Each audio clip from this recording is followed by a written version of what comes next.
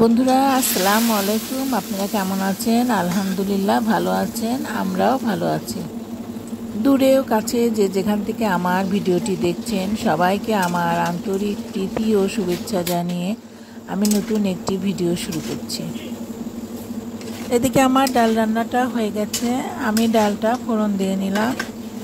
মুরগির মাংসটা সব মশলা দিয়ে সুন্দর করে মাখিয়ে আমি নেড়ে চেড়ে কষিয়ে নেব। মাংসটা সময় নিয়ে কষাতে থাকবো যতক্ষণ পর্যন্ত মাংস থেকে তেল ফুটে না বের হয়। এদিকে আমি প্রেসারে ভাতটা রান্না করে নিলাম। মাংসটা কষানো হয়ে গেছে, এখন পরিমাণ মতো পানি দিয়ে দেব। পানি দিয়ে সময় নিয়ে আমি রান্না করে নেব।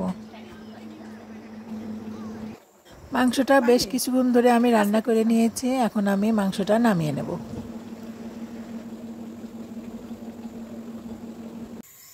এখন আমি কাতল মাছটা রান্না করে নেব। সমস্ত মশলা দিয়ে মশলাটা আমি ভালো করে কষিয়ে নেব। মশলাটা কষানো হয়ে গেলে সেই মশলার মধ্যে মাছ দিয়ে আমি মাছটা ভালো করে কষিয়ে নেব।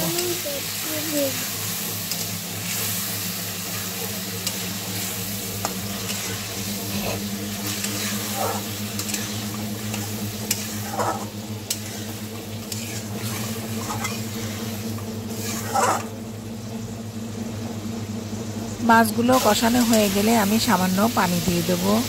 পানি দিয়ে মশলাগুলো গায়ের থেকে ছেড়ে গেলে আমি মাছগুলো উঠিয়ে নেব।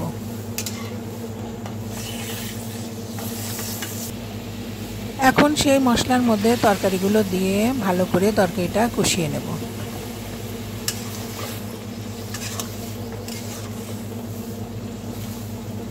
তরকারিগুলো কিছুক্ষণের জন্য ঢাকনা দিয়ে ঢেকে সিদ্ধ করে নেব।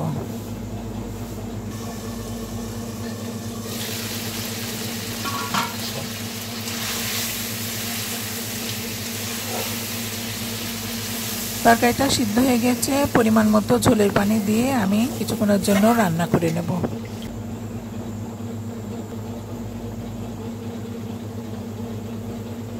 ঝোলটা উতলে উঠেছে, আমি কষানো মাছগুলো দিয়ে আর কিছুক্ষণ রান্না করে নেব।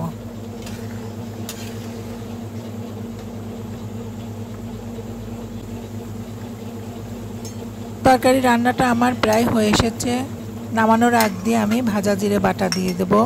ভাজা জিরে বাটা দিয়ে কিছুক্ষণ নেড়ে চেড়ে রান্না করে আমি নামিয়ে নেব।